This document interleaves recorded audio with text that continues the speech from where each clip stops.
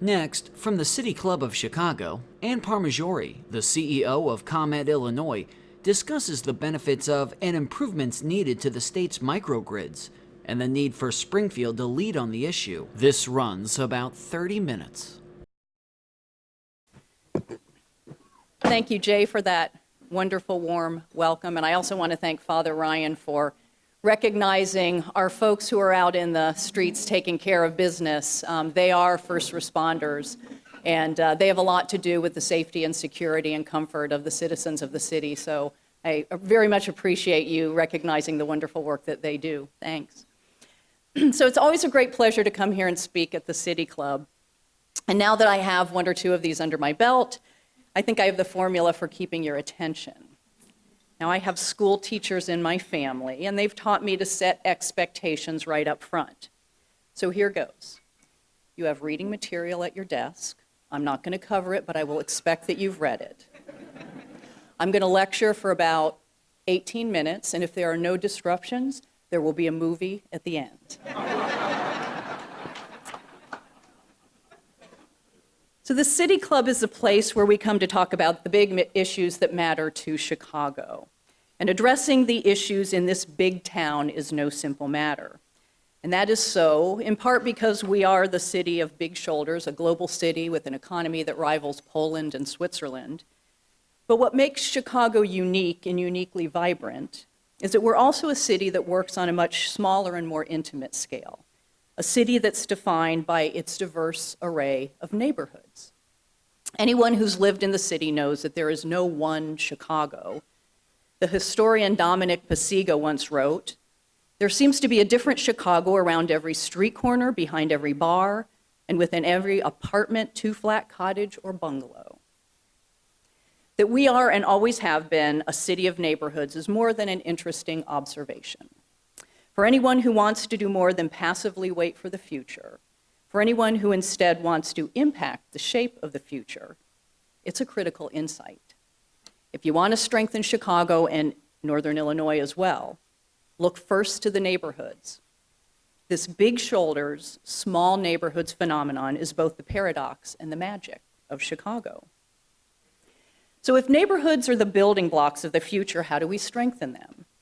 From my vantage point, the answer is in part by strengthening the networks that connect them. Networks of every kind. Personal, social, and community networks, financial networks, physical networks like electric, water, and transportation infrastructure, and the newest arrival in our world, digital networks. The stronger these networks, the stronger the neighborhood, the stronger our city. And there's no important network for our neighborhoods and our city than the electric grid. When I spoke at the City Club last, I spoke of the rise of 21st century manufacturing running on microprocessors and robotics, 21st century healthcare digitalized, and the 21st century population wired and connected 24/7, all of which makes the electric grid the fuel of economic growth and the foundation of human comfort and security, and it's now more so than ever. But the network we think of as the grid is evolving just as our world is evolving, and the 20th century model of slow analog technology, a heavy environmental footprint, and a customer-indifferent one-size-fits-all product is in the midst of a makeover. In Northern Illinois, the 21st century grid is being built as we speak in the form of 3 networks that individually and in combination can deliver great value to consumers. The foundation, of course, is the physical grid, the network composed of utility lines and poles, but with new smart technology is operating more reliably and dynamically than ever before. And increasingly, it's a digital network, because so much of what we're doing now, the smart systems we're adding, and much of what we will do in the future is built on telecommunications technology. Third, it's a social network, because ComEd's electric grid connects us directly and through multiple channels to 10 million people. We have the ability to communicate with all these people on ways to improve their comfort, positively impact the environment, save money, and stay safe in emergencies. The convergence of these 3 networks will create great value for consumers in the 21st century who want a different kind of energy system and a world that is cleaner, leaner, more reliable and resilient to weather and other events, and always affordable and fair. Our customers want a customizable service where energy infrastructure that significantly shapes quality of life can be shaped to their life. And finally, in the age of Snapchat, Twitter, and Facebook, they want connectivity, to be a part of a neighborhood of some sort. The smart grid build-out we're currently in the midst of is laying the foundation for this collection of consumer desires, but there's a lot more to be done. We're on the precipice of this great energy future thanks in no small part to the foresight of the Illinois legislature, which in 2011 passed a smart grid bill that enabled ComEd to make a $2.6 billion investment to lay the foundation for a smart grid. In 3.5 years, we've replaced thousands of miles of cable, installed thousands of smart switches designed to reroute around power faults, rebuilt manholes, and in one of our most impactful programs, we have installed almost 2 million smart meters, enabling ComEd to know when you're out of power, locate system breakdowns more easily, and provide customers with more information and control to lower bills. This work has allowed us to deliver on the promises we made to the people of Northern Illinois upon passage of the Smart Grid Bill. We committed to improved reliability. The last 2 years have been record-setting years at ComEd for its reliability performance, and 2015 is on track to crush those previous records and become ComEd's best year in history. What is more, we're ranked in the top 10% of large utilities nationally for reliability, and this improved reliability has saved customers almost $1 billion in avoided productivity loss and home impacts like spoiled food. We committed to improving the customer experience during storms, and we've improved storm restoration times by 30%. We committed to generating economic vitality for our region by creating some 2,000 jobs. The Smart Grid program has actually created over 4,600 jobs and generated $3.5 billion for Illinois in supply chain spend. It has also helped launch and support the growth of dozens of small and local businesses like Trice Construction, MZI, PMI, and Primera Engineering. Finally, we committed to delivering the means to more affordable power. And while we were transparent that this investment carried a cost, we managed our budgets tightly, and in this year, ComEd filed what may be the first rate case in its history, unprompted by outside forces, that sets in motion a rate decrease, a decrease of $50 million. Now, I'm hopeful that this case becomes another first for us, with the Illinois Commerce Commission ruling in ComEd's favor on this rate case.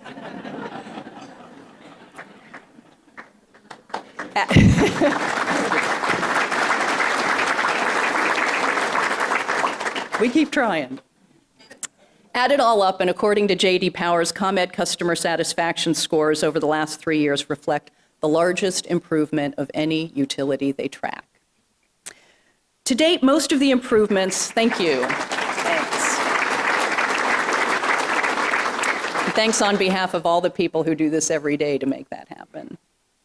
To date, most of the improvements have been operational, focusing on improving the physical grid.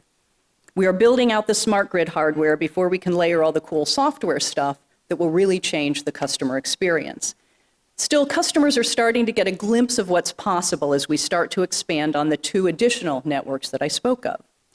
As part of developing the social and digital networks, we've partnered with 2 startup analytics companies that are piloting a web and mobile platform that lets customers see exactly how and when they use energy, with the means to take action.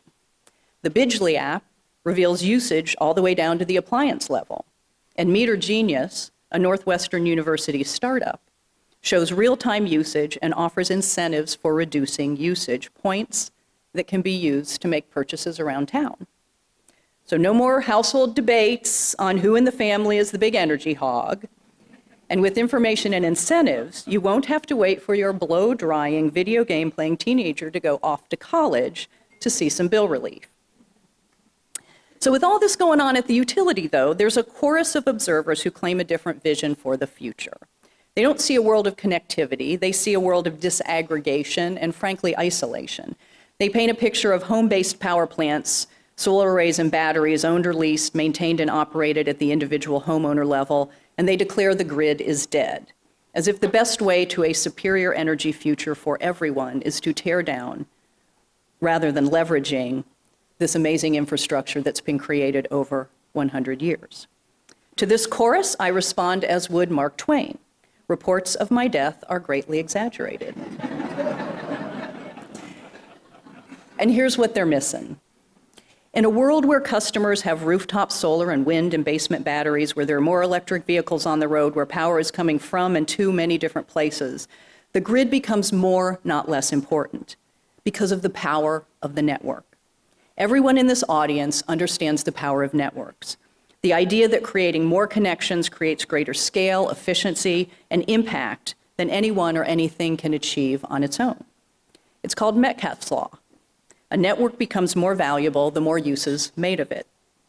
Facebook isn't such a powerful tool with 100 people, but get 1 million or 1 billion people in that network, and you have something that's transformative.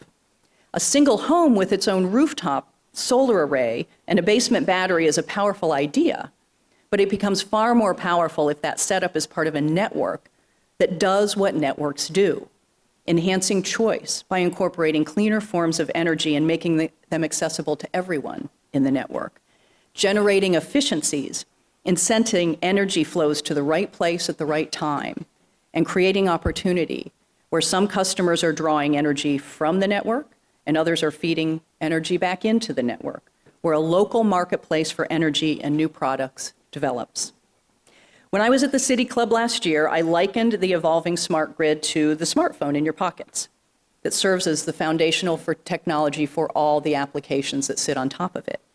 The smart grid does exactly the same thing. It's the foundation, the backbone, not only for the energy system of the future, but the neighborhoods of the future and the city of the future. So ComEd's been hard at work over the last 3.5 years building out this grid, the big network. And while being updated technologically, this is a model that we've worked with for 100 years, so we know it pretty well. What we haven't done, and what is really new, is the custom work, the little grid concept, a grid that's more dynamic and more capable of solving specific customer needs. And because we understand the nature of this city, our efforts around this little grid are focused on the neighborhoods. So how do we think about networking neighborhoods? In many different ways for all the different permutations of neighborhood in Chicago. We're conducting an engineering assessment on a new innovative cable, a superconductor, that would allow us to network the main substations in the Chicago Loop, creating the ability to lose a substation and lean on the remaining substations that are networked into this little grid to keep the city center up and running if the big grid becomes unavailable. We have installed smart streetlights in 2 municipalities we serve. This new technology is saving these municipalities over 60% on their bills and handing them control to remotely dim lights for further savings and brighten them for neighborhood events or for safety. We are conducting a community storage pilot that will test an innovative product made right here in Chicago by S&C Electric.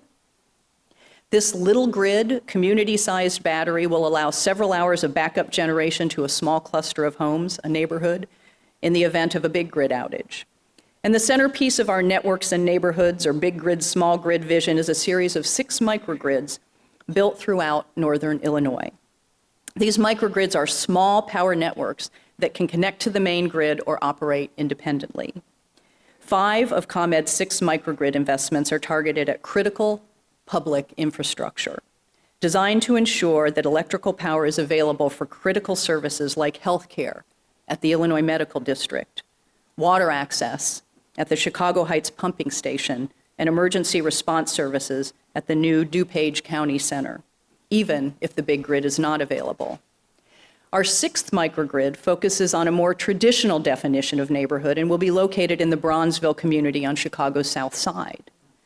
This microgrid will feature solar generation, battery storage, a community dashboard for neighborhood engagement, and many other smart features. Situated next door to the Illinois Institute of Technology microgrid, Bronzeville will become host to the first microgrid cluster in the world, meaning the 2 microgrids can be dispatched together each microgrid's energy source capable of feeding the customers in the other microgrid. This project is considered so important to the future of resilient grid design by the Department of Energy. ComEd, in partnership with Hometown Buddies, IIT, S&C Electric, and Argonne Labs, was the only utility in the country to receive grant dollars in this program. With Bronzeville, though, it's as much about the neighborhood as it is about the technology. And now the movie.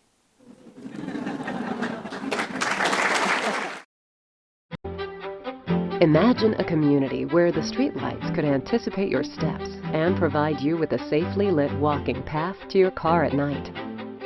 Imagine a city where that same car has just been freshly charged at a local publicly accessible EV charging station. Imagine a neighborhood where a group of residents come together to create a community solar garden, saving money and even selling their excess solar energy back to the grid. This is a community of the future. A community where the smart grid is fully leveraged to connect residents to each other and to the many valuable uses of smart grid technology. ComEd and Chicago can together forge the start of a true community of the future. In Bronzeville, a community on Chicago's South Side with a rich legacy of creativity and diversity, and home to educational facilities, healthcare facilities, and thousands of families. The work that we do in Bronzeville will serve as a model that can then be expanded to other communities. ComEd has already deployed smart meters to the region, putting control in the hands of Bronzeville residents to reduce energy usage and control costs. And ComEd is deploying smart switches to enable electricity to be rerouted instantaneously when there's a disturbance on the grid. ComEd proposes to develop a microgrid in Bronzeville.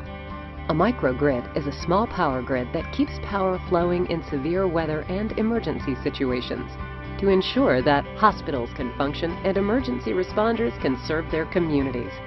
We received a grant from the Department of Energy to build a microgrid controller, which will enable two microgrids to operate in parallel. It's the first of its kind.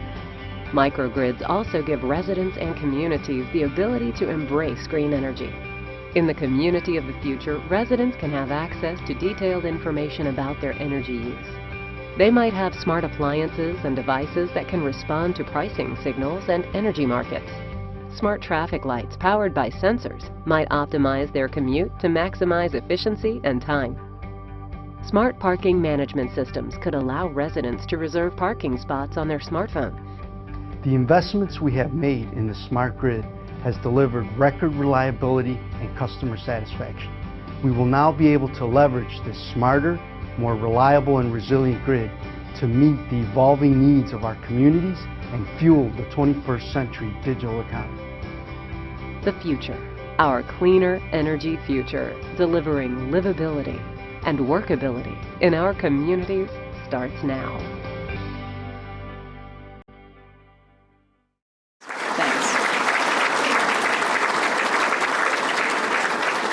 Thanks to our communications team. They're right over at this table for doing such a great job on that. This is exciting stuff. This is clean stuff. It's innovative stuff. It's network stuff. It's neighborhood stuff. It's Chicago as an energy and technology leader stuff. But this promising future is no foregone conclusion. It requires leadership, just like in 2011 with the smart grid, and it requires legislative action, just like in 2011 with the smart grid. And we all know that our state is occupied by some of the headier issues of our times. And so we're working hard on this legislation to move these microgrids forward, but we're also working very hard with other stakeholders to find common ground, to demonstrate broad support and consumer benefits that are irrefutable.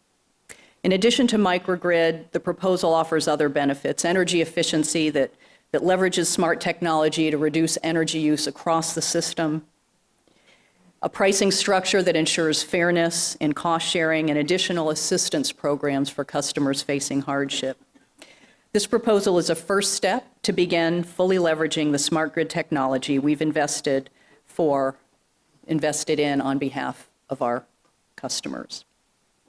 So let me finish this afternoon by saying that at ComEd we are committed to, and we think we're particularly well suited to deliver on this future. In part because we've done this work for customers for 100 years, in part because we serve a city that has innovation and technology leadership in its DNA, but mostly because at ComEd we care about the neighborhoods. We're a local company that does well only when our neighborhoods do well, and we're constantly looking for new ways to strengthen them, whether it's creating the country's first energy efficiency program led by people with developmental disabilities. Two of our ambassadors are here today, Maurice Snell and Christian Salazar. Please give them a hand.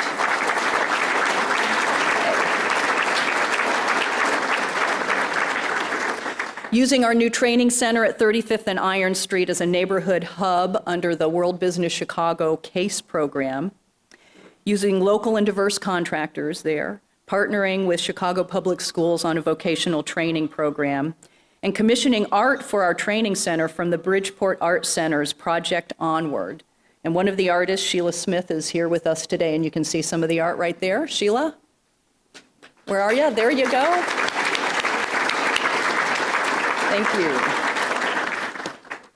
Or our Construct training program, where we partner with the local trade unions, community organizations, and our construction partners to bring more diversity to the construction trades. We have graduates, Evelyn Noah and Merrick Fontenue. They're here today. Graduates and employed graduates. Thank you. Please give them a hand.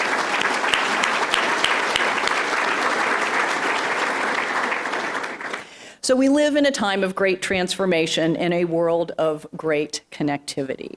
We are the people of networks and neighborhoods, and we look forward to working with all of you to make this future real in Chicago. Thank you very much.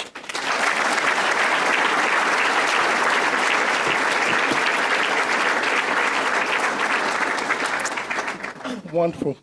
Good afternoon. I'm a poor man's Paul Green, so please be easy on me today, because I didn't know I would be doing this. But the first question is from Dave Lundy, and it says, under Illinois law, ComEd is obligated to reduce energy consumption 2% per year for the foreseeable future. How do you plan to do that and still turn a profit? Well, our energy efficiency programs have been in place since 2008, and we have one of the largest energy efficiency programs in the country. To date, we've saved our customers about $1 billion. Just this summer, I think we issued a press release in the last week or so that just over the summer, we saved our customers $36 million. So this is something we do. We recognize that our customers, I spoke of clean and lean. Lean is less usage, and that's what our customers want. So we've been moving in that direction for a number of years. We continue to move in that direction. The way we earn a profit is under the regulated model. We earn a profit on our assets, and that's always been the case, and it continues to be the case. So as we create assets or we build assets, our earning power derives through the model from that. Any other questions? I think we have one that's being written. While that's being written, one question I have is, you talked about the ICC and legislation that's going forward. Are there different pieces of legislation that are going forward, some things that are going to the ICC and then to the General Assembly, or is there a package? What exactly is ComEd trying to move? Simplified, of course. Well, there are a number of things going on, as there are at any given time. But this year, there have been essentially 3 energy bills at the legislature. One, Exelon generation, a bill that deals with the nuclear plants, a bill by a group called the Clean Jobs Coalition that deals with some of the same things that I talked about today, energy efficiency and solar, access to solar energy. And then the ComEd bill is the third, and you heard, the basic structure of that. And so that's what is going on at the legislature. At the Illinois Commerce Commission, we continue to do the rate cases there, and they're also dealing with some of the utility of the future questions in that venue as well. So there's a lot going on. And I think we're coming to the last question. You're getting off easy today. Okay. This is from Dalla Crater from Millhouse Energy. It was mentioned 2 million smart meters have been installed. How many more are planned to be installed to support the $3.8 million customer, excuse me, I put a dollar on there, 3.8 million customer base? So we're close to halfway through. We've got 4 million meters to put in, and we expect that we'll be finishing up in 2018. We're actually ahead of plan, so we're trying to accelerate that. There's a lot of benefits that derive from these meters. I mentioned some of them. You don't have to call us when you're out of power. That seems to be a big hit. We can see things on the system. These smart meters start to give us visibility. I think one of the things about our system that people don't realize is we have run it for many years, somewhat, without much visibility. Now with sensors on the system, we can see more of what's going on, and these smart meters allow us to see what's going on in a way that, in some cases, we can pinpoint damage on the system without having to send people out to figure out what's going on, and so that improves our restoration times. And I think the biggest boon, for these smart meters is just the access they give customers to information and control and pricing programs. When you get a smart meter, you also get the opportunity to join a rebate pricing program. So during the hottest days of the year, when we hit peaks, we'll ask you to reduce your energy. If you do that, we pay you money. And by having the smart meters and that more specific granular information, we can actually measure the reduction. And so that's a big benefit of these meters. But we're getting close to halfway through. I do have one other question. Just by chance, yesterday I was at the Tesla website, and they have something called a Powerwall. Mm-hmm. If I were to buy one of these things, could I in fact sell electricity back to ComEd today? If I wanted to do that. Yes, you can. We have the opportunity to do that. The challenge for us, and part of what we're talking about in this next wave of build out, is really to create the kind of grid that allows that two-way flow, very easily. We can do some of that today, but the grid's not quite where we need it to be to do that, nor are our systems, the IT overlay that allows us to track all that quite where they need to be. But we can, but that's starting to happen. So yeah, we can do some of that today. Maybe buying one of those tomorrow. Okay. So they're pretty pricey. If you're going to buy one, you better see one of these bankers. Yeah. Hold on. You're watching the Illinois Channel, an independent nonprofit corporation formed to provide gavel-to-gavel coverage of Illinois state government and other public affairs events taking place across Illinois.